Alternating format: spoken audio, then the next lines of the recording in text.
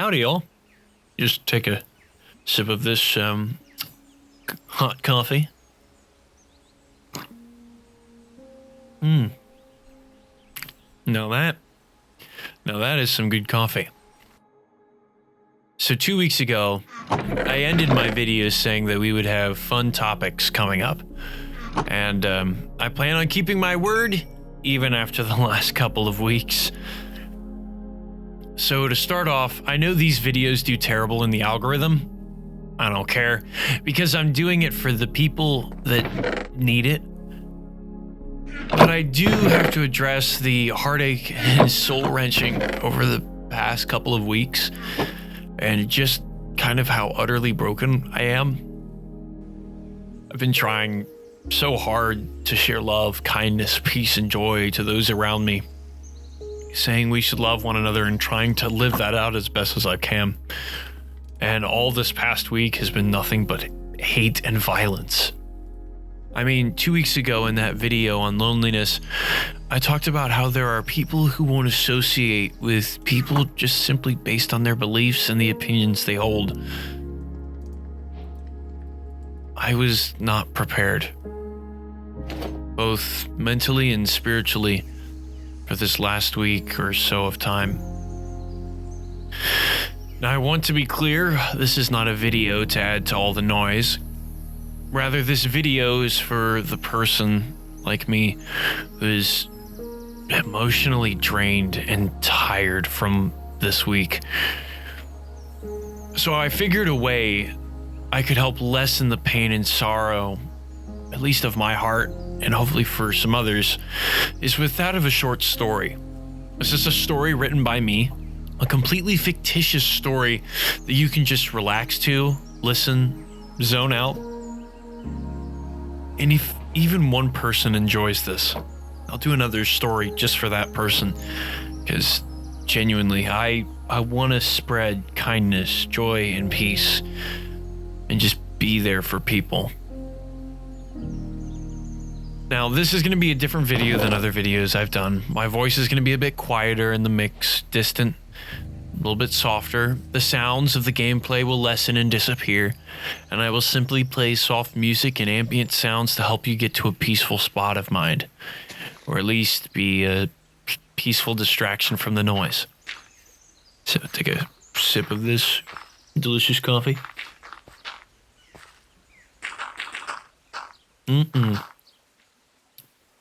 So let's begin. A long time ago lived a little boy and his very ill mother.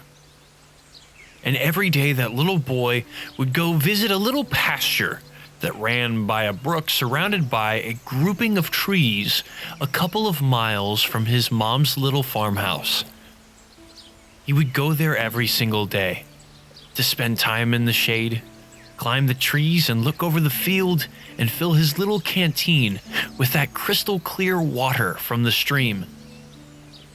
He was sent out there every day by his mother so that her son would not have to see her in her weakest, sickest moments, for she did not want her son to worry. The illness had gotten worse, making her completely bedridden for the last couple of weeks. This day was like any other day for the boy. The mother called for her son to go and play outside after he finished up the chores. The perfect day to go play in the sun for the boy was also the worst day for the mother, for she knew deep in her heart that she was going to die that afternoon and leave her son as an orphan. So the little boy did as he was instructed and began hiking to that spot. And on his way, hiking up the little dirt path that he had hewn into the ground from his little practice of his for months, he heard a distinct noise. It was a little noise that was familiar, calling from a nearby bush. The boy couldn't see what was in the bush, but he heard the all too familiar call of a small cat. A very young cat coming from that bush. But the calls were different. instead of joyful meowing, it was that of sorrow and of anguish. So the little boy hurried over to the bush, and upon realizing that it is a thorn bush, carefully started pulling the thorn branches away, looking for the cat. And there, with its fur tangled up in some thorns, lay the cat, tired and beaten, its little meow exasperated and weak from meowing for a while. So the little boy gently began to pull back some of those thorn branches around the cat. In order to keep the dense brush from closing back in, he would loop the thorns around each other in order to keep them in place while he worked on freeing the little orange and white kitten. After working for about 10 or so minutes, he finally freed the last thorn from the kitten's fur. And the little creature slowly crawled into his hand. And slowly and carefully, the little boy pulled the kitten from the snares of the thorn bush. But when the sunlight hit the boy's hands, it revealed deep cuts and scrapes that were bleeding. From being so focused on trying to free the little kitten, he didn't even realize the thorns cutting into his own skin. He looked down at the soft eyes of the kitten, now dozing off on his hands from pure exhaustion. So the boy continued his journey on to the brook, carrying the kitten in a close and tight hug until he got to the water's edge. He sat the kitten down by the bank and began to wash his bloody hands in the water. His hands stung as the cool, crystal clear water washed over his fingers. But he didn't mind. And after washing his hands, he turns to the cat and pulls out his little leather canteen from around his waist and pulls out his pocket knife.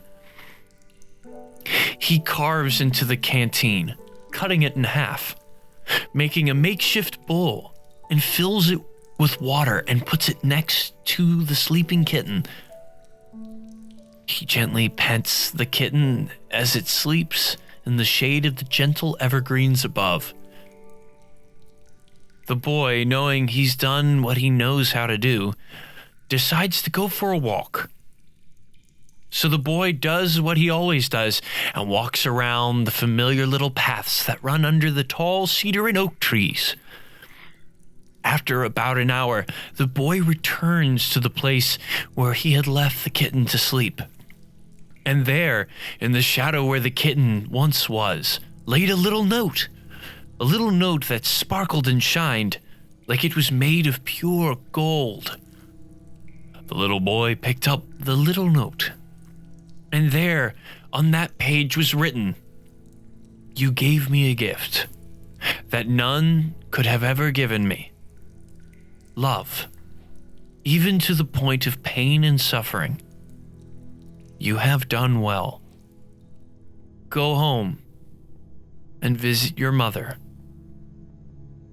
You will find that she is in a much better place now." And so the boy, with horrid fervor for fear his mother had passed, leaped from where he read the note and ran home as fast as he could. The boy ran into his mother's bedroom, bursting open the door. And his mother lay sitting on the edge of the bed, trying to stand up, and running into her arms, the boy wept, crying tears of joy, for his mama was healed.